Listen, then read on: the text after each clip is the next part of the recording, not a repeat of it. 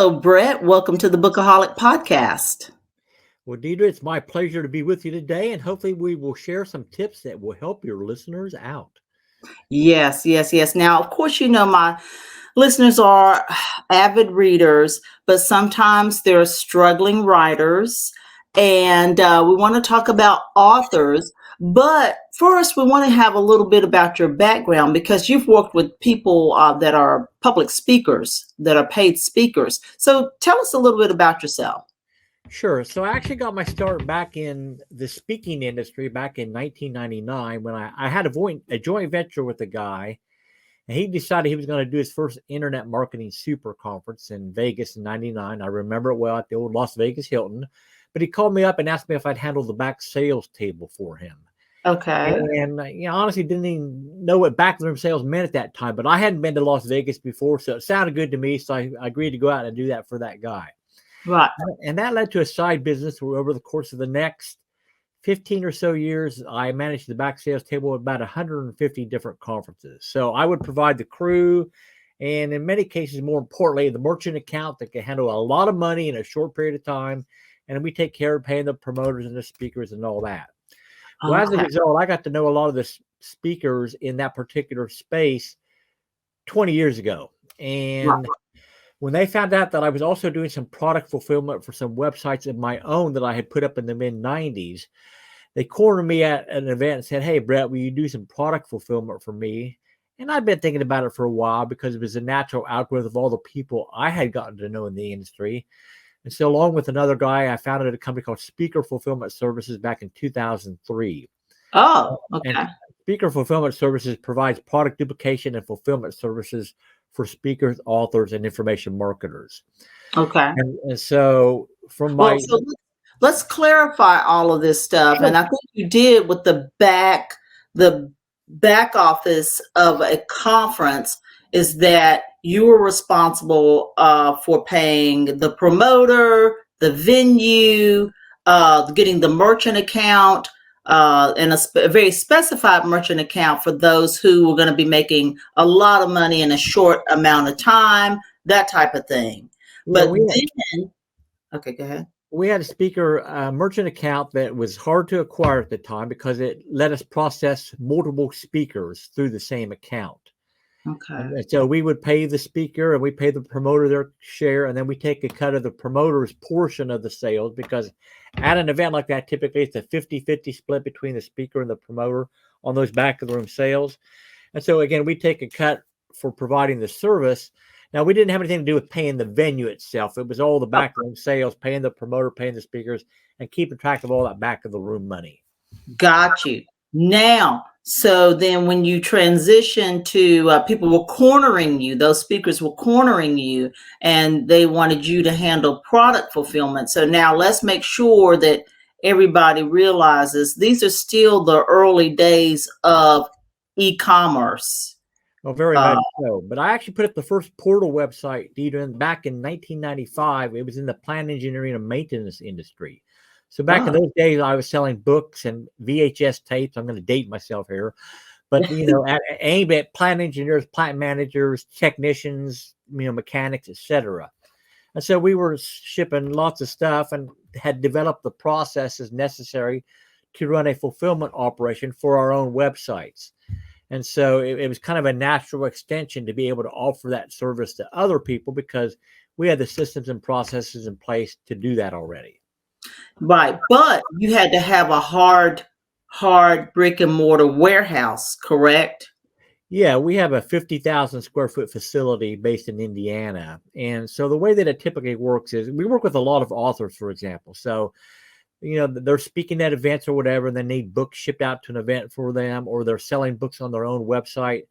Then we actually integrate with their back end system so that when they get an order for their book, it automatically transfers over to our system, and then we'll ship it to the end customer for them. So they don't have to mess with that product fulfillment because that's not the best use of their time. So it's a service option for people that are looking to build their business as a speaker, an author, an information marketer, or whatever. And that's something that they need to get off their plate so they can focus on, sales and marketing, writing that next book or whatever it may be that's more important and that they need to focus on. Got you. Now, so Brett, how would you answer this? So, why would someone use your service instead of just hooking up with Amazon? Amazon is definitely somewhere where authors should be selling their book. But if you have any kind of platform at all, let's say you're speaking at an event and you're going to be offering your book to people or whatever, you're Mm-hmm. crazy to drive that traffic to Amazon to buy your book because number one, it's Amazon's customer and not yours. They don't pick up the phone and say, "Hey, Deirdre, Joe Blow bought your book, so here's his contact information so you can offer him some other products or services you may have." It's Amazon's customer, not yours. Number two, Very good. Amazon's going to take their 45% or 55% cut of the sale. So Ah, there's a lot less money in the sale for you. And then thirdly, if you have any type of back-end product or services that you do want to offer to your readers, well, Amazon doesn't let you stick an insert in your books offering other things. But if you're working with a third-party fulfillment company or doing it yourself, you have that ability to then insert a flyer, a bookmark, a postcard, or something like that. So, I mean, wow. there's certainly pros and cons to both approaches, but driving all traffic to Amazon when you have the ability because you're on the platform or whatever, you're doing a webinar or some type of training and you want to offer your book, send them to your own website so that you capture that information. They're your customer, and then you can work with them going forward. Yes, Brett, thank you for that. Thank you for that immense clarification, because that's what a lot of, say, as I am a book influencer, I lean on Instagram very heavily. But if Instagram were to go out of business tomorrow, just like they're threatening with TikTok, I mean, a lot of people are making a lot of money off of TikTok. And if Congress votes for TikTok to disappear out of the United States, if they were to do that, all of your customers, quote unquote, customers, fans, whatever, are gone. Right. And so, yes, that's what I'm being taught and trained on as well.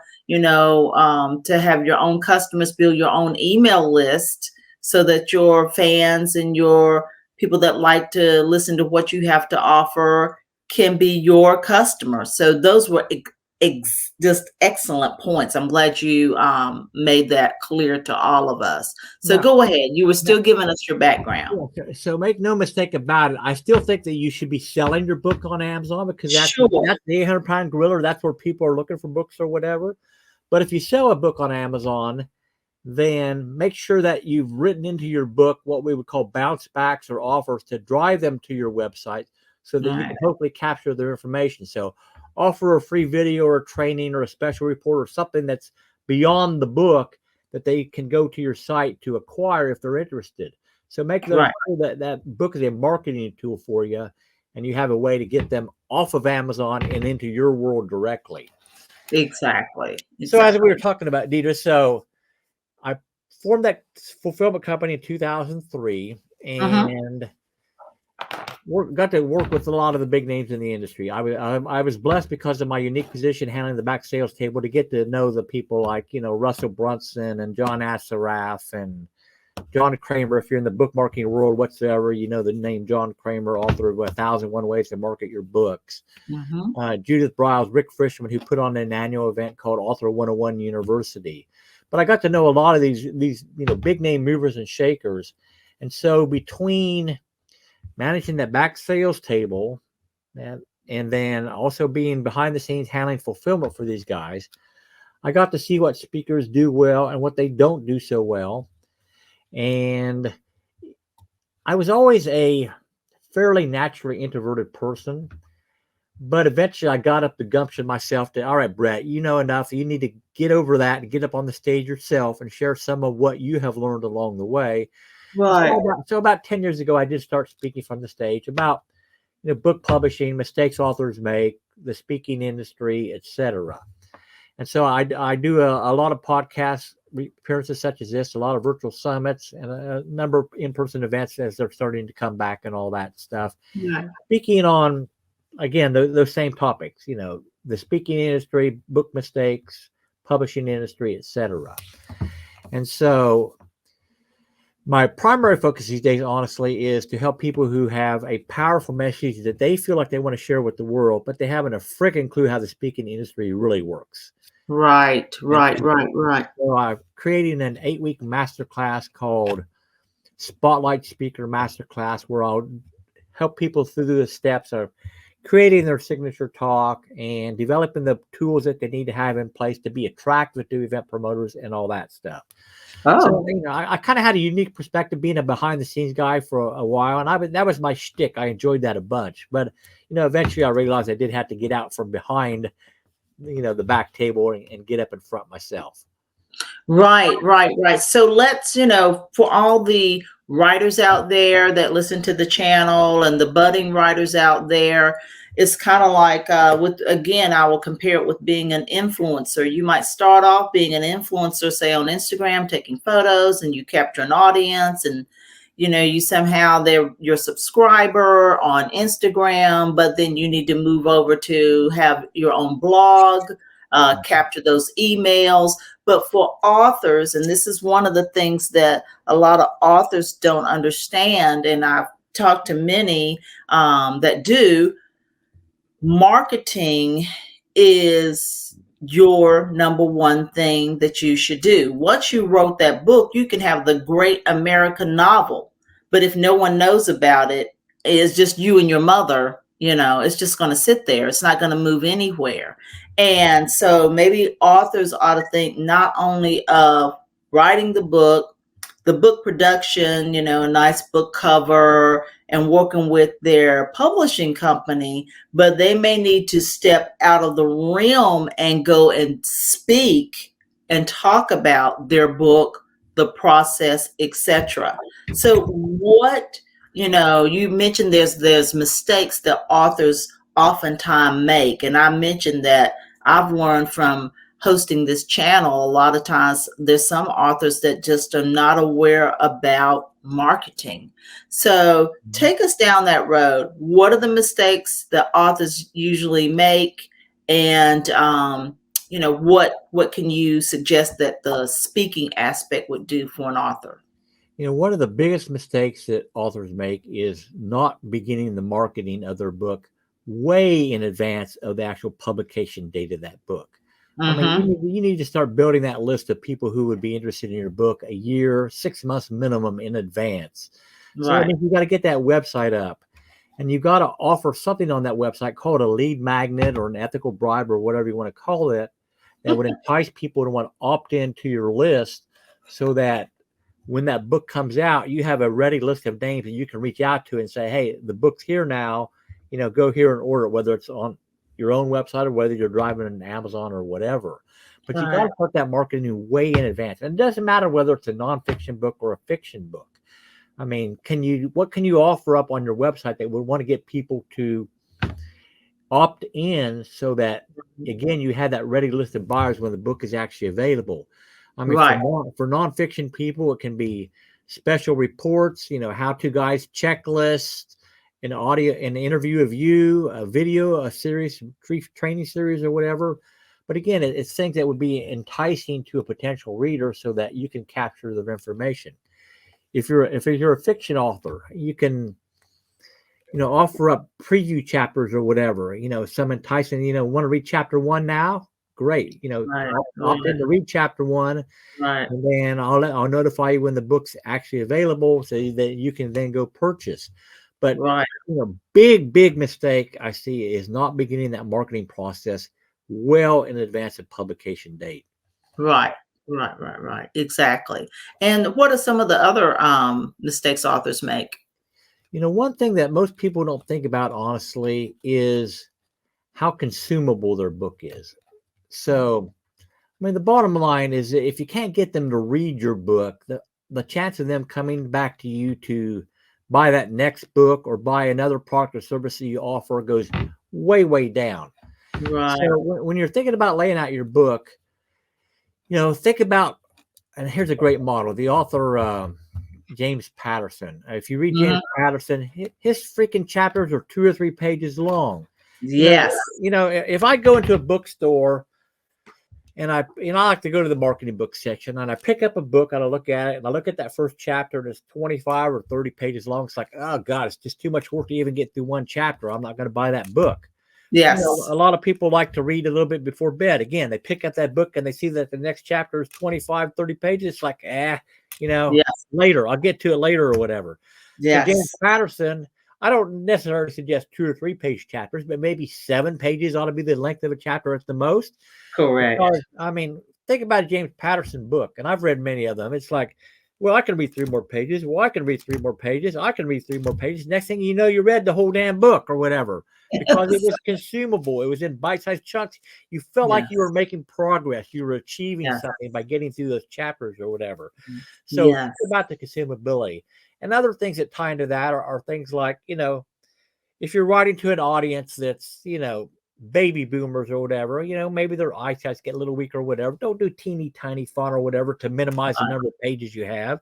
Go 12 minimum, 11, 12 minimum. And, in some cases you need to think about 14, depending on the audience you're trying to reach out. Right.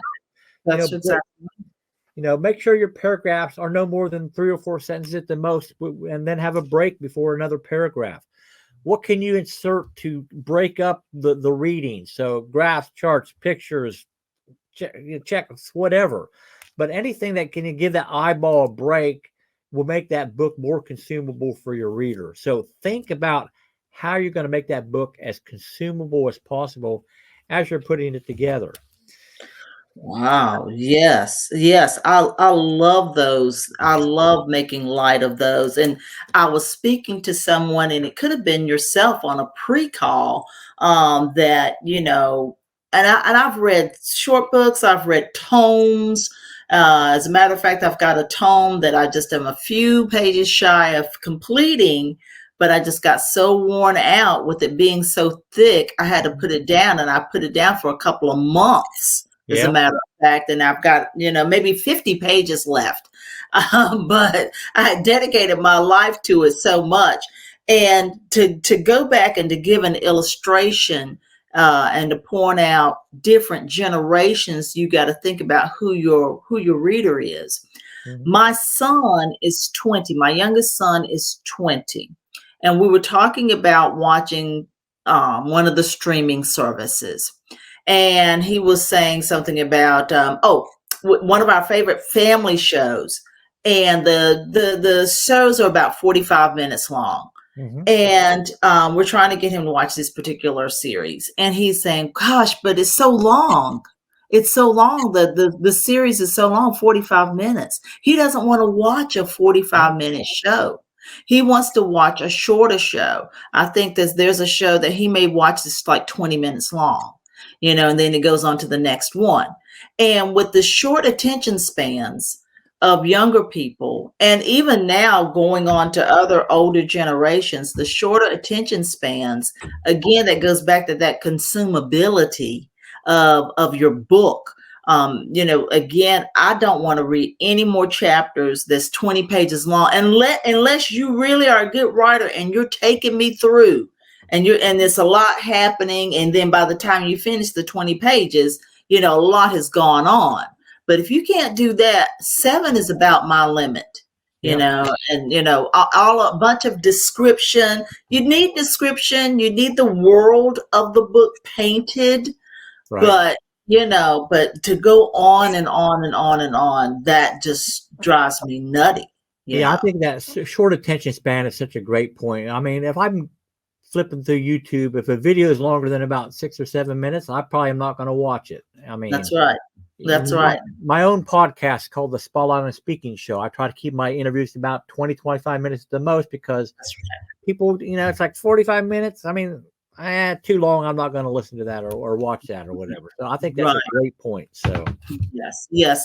I recently did a podcast and video about the word empath, and we had an expert on empath on the show. But that's such an involved topic, and that so many people have that condition, if you will, mm-hmm.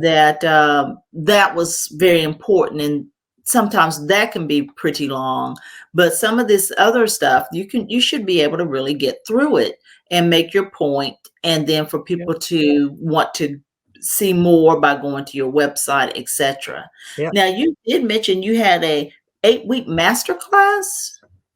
Yeah, so I have an 8-week masterclass called Spotlight Speaker Masterclass that is launching actually in April. So Oh, yes. if you go to BretRidgway.com, you can learn more about that. Okay, and just give us a couple of things that's in the masterclass. All right, so it's aimed primarily at entrepreneurs who have built a successful business and now they feel like they have a message they want to share with the world.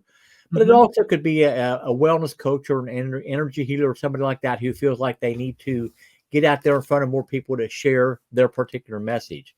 Okay. And as I mentioned earlier, I mean, so many people have that desire, but they don't really understand how the industry really works. I mean, are you going to be a keynote speaker, or are you going to be a platform seller, or are you just using speaking as a business building tool?